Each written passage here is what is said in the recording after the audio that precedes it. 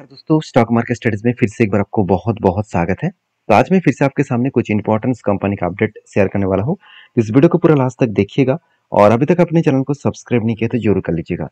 सबसे पहले मैं जो डिस्कशन करूंगा जिस कंपनी के बारे में उसका नाम है टाटा पावर। देखिए, टाटा पावर आप सभी जानते हैं टाटा ग्रुप की एक ट्रस्टेड कंपनी है।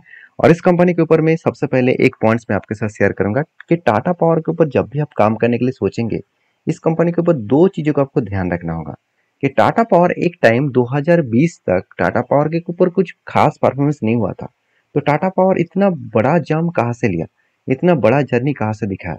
देखिए, जब भी सोलर प्रोजेक्ट के ऊपर टाटा पावर काम करना स्टार्ट किए और टाटा पावर सोलर एनर्जी की ओर बहुत ज़्यादा इन्वेस्टमेंट किए, तो तब से लेकर इस कंपनी भागते चले जा रहे हैं। अगर इस कंपनी की बिजनेस के मैं स्ट्रेटजीज के बारे में बात करूँ, अगर आप मार्केट शेयर के बारे में बात करें, आप खुद ही देख सकते हैं। इलेक्ट्रिसिटी जो जनरेशन है, मतलब इलेक्ट्रिसिटी जनरेट करने के जो मार्केट शेयर है इसके पास सिर्फ 4%। और इस 4% में एक चीज को हम नोटिस करना, जहाँ पे कंपनी का टोटल थर्मल पावर प्रोजेक्ट के ऊपर 51% बिजनेस है और ग्रीन मतलब सॉरी पावर जनरेशन के ऊपर 27%, रेन्यूएबल एनर्जी के ऊपर 19%। और यही रेन्यूएबल एनर्जी को कंपनी बढ़ाने वाला है, इसको बहुत ज़्यादा आगे लेके जाना चाहते हैं। और यही सिचुएशन कंपनी को बहुत ज़्यादा बूस्ट करने वाला है, बहुत ज़्यादा आगे लेके जाएंगे। तो मुझे लगता है जो रेन्यूएबल एनर्जी है उसका ग्रोथ कंपनी के ऊपर अच्छा खासा यहाँ पे देखने को मिलेगा। तो एक शानदार तरीके से परफॉर्मेंस कंपनी के ऊपर यहाँ पे देखने को मिल रहा है। और इसी रेन्यूएबल एनर्जी के ज़्यादा इन्वेस्टमेंट होने के कारण टाटा पावर आज कहाँ से कहाँ तक जर्नी कर चुके हैं। कहाँ से कहाँ तक जर्नी का मतलब क्या है, अगर मैं चार्ट पैटर्न आपको एक बार दिखा दूँ, अगर मैं कोविड के टाइम इस कंपनी का प्राइस दिखा दूँ तो आप चौंक जाओगे कि इसका कोविड के टाइम में प्राइस कहाँ पे था। मैं एक बार थोड़ा सा जूम छोटा कर लेता हूँ। हाँ, देखिए, कोविड के टाइम में इसका प्राइस कितना था, सिर्फ 28 रुपीज़। और आज कहाँ पे चल रहा है, आज चल रहा है 450 के आसपास। तो 28 रुपीज़ से पहले आप देखिए कंपनी के ऊपर कुछ खास परफॉर्मेंस नहीं था। लास्ट देखा जाए तो कुछ ईयर्स में 2015 से लेकर 2020 तक, मतलब लास्ट 5 ईयर्स में कंपनी के ऊपर कुछ खास परफॉर्मेंस नहीं था। कंपनी के जो जब से लिस्टिंग हुआ, बेसिकली जब से लिस्टिंग हुआ तब से लेकर ही कुछ खास परफॉर्मेंस नहीं है। सिर्फ परफॉर्मेंस कब हुआ, लास्ट 5 ईयर में। लास्ट 5 ईयर में मतलब कोविड के बाद। तो कोविड के लेवल से अगर मैं टॉप लेवल तक देखूँ तो ऑलमोस्ट 1400% का रिटर्न दिया। और मेरे पास इस कंपनी के जो फर्स्ट टाइम मैंने एंट्री किया था इस कंपनी के ऊपर अराउंड 100 के आसपास है। तो 100 से लेकर मुझे ऑलमोस्ट मेरा फंड 3 से 4 गुना हो चुके हैं, तो 3.5 गुना हो चुके हैं। तो मैं जरूर इस कंपनी के ऊपर ऑब्वियसली कंटिन्यू अभी भी करूंगा, क्योंकि ये तो सिर्फ मुझे शुरुआत लगते हैं। अभी बहुत जर्नी बाकी है, क्योंकि रेन्यूएबल एनर्जी के ऊपर गवर्नमेंट बहुत ज़्यादा पुश कर रहा है। गवर्नमेंट का टारगेट है 2030 के अंदर 500 गीगावाट का टोटल प्रोजेक्ट यहाँ पे कंप्लीट करेंगे। और इसी बेसिस में कंपनी को और भी ज़्यादा बूस्ट यहाँ पे मिलने वाला है। अभी देखिए कंपनी के ऊपर जो रेंज क्रिएट हुआ, यहाँ पे देखिए कुछ रेंज बना, उस रेंज को ब्रेकआउट किया। उसके बाद देखिए कंपनी धीरे धीरे करके ऊपर जाने का कोशिश कर रहा है और फाइनली इस लेवल तक टारगेट को अचीव किया। और एक कौन सा टारगेट था, मेरा 1:3 का टारगेट रेंज था। तो फाइनली टारगेट अचीव होने के बाद देखिए कंपनी फिर से यहाँ पे अगर कुछ टाइम बिताए तो मैं फिर से एक बार फ्रेश एंट्री यहाँ पे लेने वाला हूँ। तो इसके लिए मुझे थोड़ा सा टाइम लगेगा, क्योंकि हर जगह पे मैं एंट्री नहीं लेता। कोई भी रेंज ना क्रिएट करे, कोई भी स्ट्रैटेजीज ना बनाए तो उस कंपनी के ऊपर एंट्री नहीं लेता हूँ। तो इस कंपनी के ऊपर सबसे इंपॉर्टेंट पॉइंट क्या है, कंपनी का क्वार्टर रिजल्ट जो आ चुके हैं। कंपनी का क्वार्टर रिजल्ट बहुत शानदार हुआ, 12,400 करोड़ से 15,800 करोड़ तक कंपनी का सेल्स देखने को मिला। अभी सेल्स बढ़ने के बाद कंपनी के एक्सपेंस भी बढ़े। एक्सपेंस कितना बढ़ा, 10,500 करोड़ से 13,500 करोड़ बना। अभी कंपनी का नेट प्रॉफिट 939 करोड़ से 1,000 करोड़ बना, मतलब बेस्ट तरीके से कंपनी का प्रॉफिट ग्रोथ यहाँ पे देखने को मिला। तो नेट प्रॉफिट बेस्ट तरीके से हुआ। इसी बेसिस में कंपनी एक अच्छा खासा ग्रोथ यहाँ पे दिखा सकते हैं। बाकी आपकी क्या ओपिनियन है, आपकी क्या राय है, जरूर मुझे कमेंट्स करके बताना। क्योंकि इस कंपनी के ऊपर जो सिचुएशन बना है उस सिचुएशन के बेसिस में बात करूँ तो कंपनी में एक अच्छा खासा जर्नी पॉइंट आपको अपकमिंग टाइम्स में देखने को मिलेगा। तो देखिए, कोई भी चीज़ 100% गारंटी नहीं होता, हमेशा आपको प्रेडिक्शन करके ही चलना पड़ता है। क्योंकि सोलर एनर्जी जिस तरीके से बूस्ट हो रहा है और जिस तरीके से टाटा पावर नया से नया प्लांट लगा रहा है, तो उस प्लांट के बेसिस पे कंपनी आगे जाने का और भी ज़्यादा पॉजिटिव पॉइंट यहाँ पे सामने आ रहा है। तो मैं टाटा पावर के ऊपर पॉजिटिव हूँ। आप किस तरीके से सोचते हैं टाटा पावर को, जरूर कमेंट्स करके बताना। तो नेक्स्ट जो कंपनी है उसका नाम है इरिडा। और इरिडा को भी मैं बहुत ज़्यादा पसंद करने वाला कंपनी सोचता हूँ, क्योंकि इस कंपनी की जो बिजनेस थिंकिंग है वो टोटली रेन्यूएबल एनर्जी के ऊपर है। चाहे आप कोई भी रेन्यूएबल एनर्जी के ऊपर काम करें तो उसके लिए लोन लेने का जरूरत पड़ता है। जैसे गवर्नमेंट क्या करता है, कोई भी मान के चलिए रेलवे गवर्नमेंट ने सोलर पैनल लगाने का सोचा है किसी भी जगह पे, तो वहाँ पे लोन लेकर ही उसका काम करना पड़ेगा। ऐसे नहीं तो वो कैश, खुद की जेब में कैश है, उस कैश को लेकर ही वो पैसा देंगे और काम कर लेंगे, ऐसे बिल्कुल नहीं। तो लोन लेना पड़ेगा। तो लोन कहाँ से लेंगे? तो टोटली रिन्यूएबल एनर्जी के ऊपर जितने सारे लोन प्रोवाइड किया जाता है वो टोटली मतलब IREDA करते हैं, मतलब इरिडा ही करते हैं।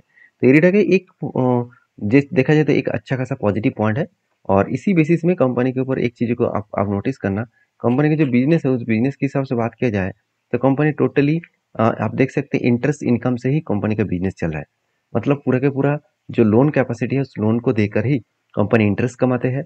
98% इंटरेस्ट से ही कंपनी का बिजनेस चल रहा है। और बाकी सोलर पावर प्रोजेक्ट के ऊपर कंपनी के फीस एंड कमीशन के ऊपर 0.89 and solar project power project के ऊपर 0.67% के आसपास, मतलब ना के बराबर बिजनेस है। तो टोटली कंपनी NBFC है, एक नॉन बैंकिंग फाइनेंशियल कंपनी है।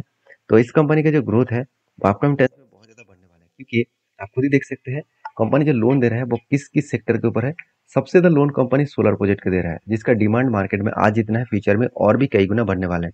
तो सोलर प्रोजेक्ट के ऊपर 30%, साथ ही साथ लोन एंड स्टेट स्टेट मतलब यूटिलिटी के ऊपर 24%, विंड पावर के ऊपर 19% एंड अदर्स के ऊपर 15% एंड हाइड्रो पावर के ऊपर 12.5%।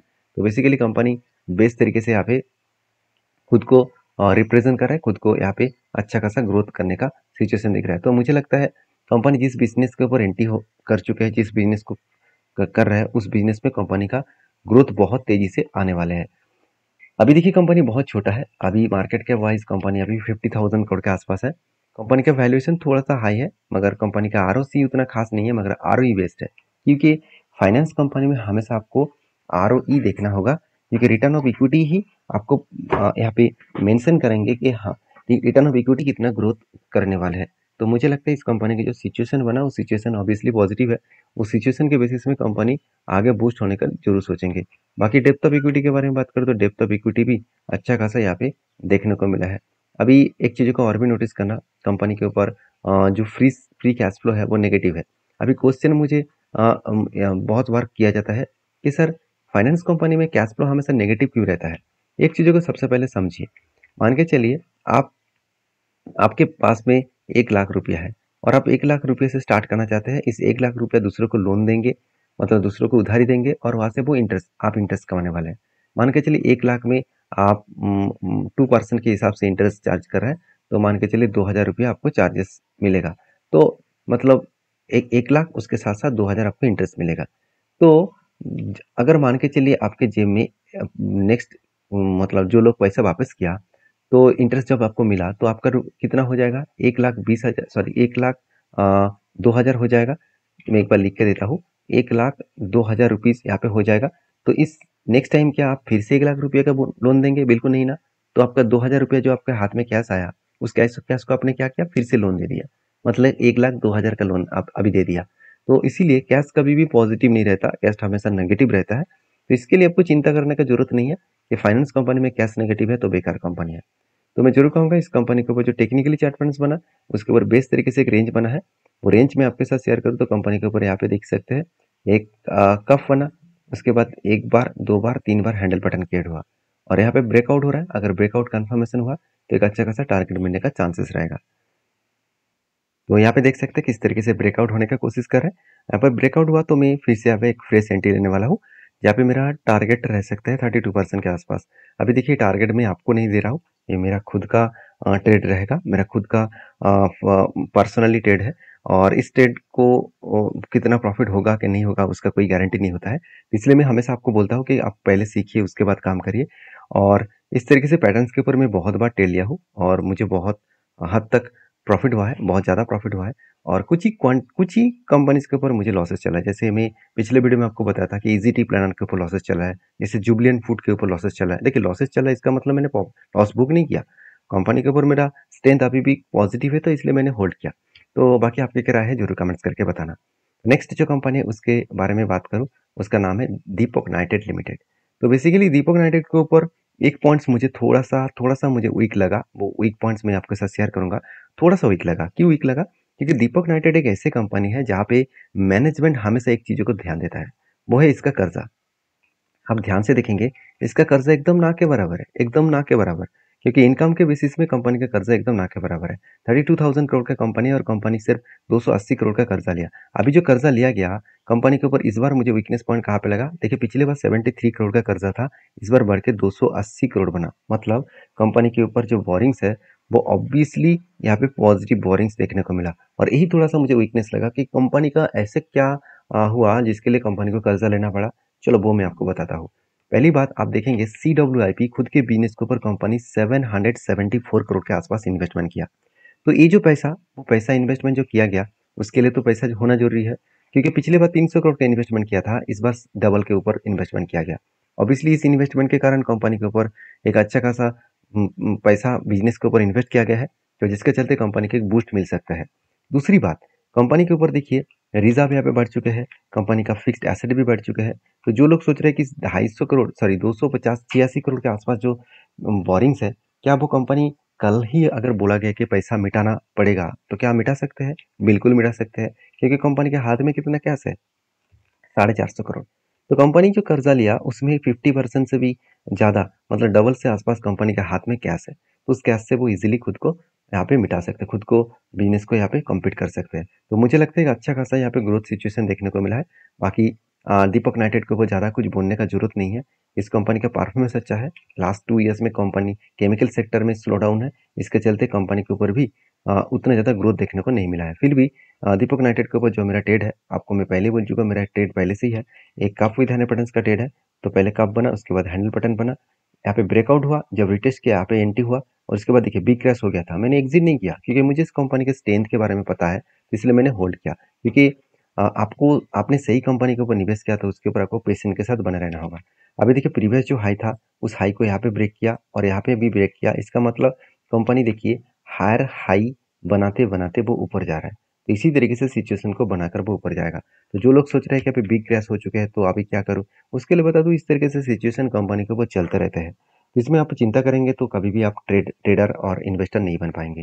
तो नेक्स्ट जो कंपनी है उसके बारे में बात करें, उसका नाम है SDVL। तो SDVL के बारे में बात करें तो कंपनी एक छोटा सा कंपनी है, 2700 करोड़ का कंपनी है। और कंपनी के ऊपर एक गुड अपडेट है जो है स्प्लिट का।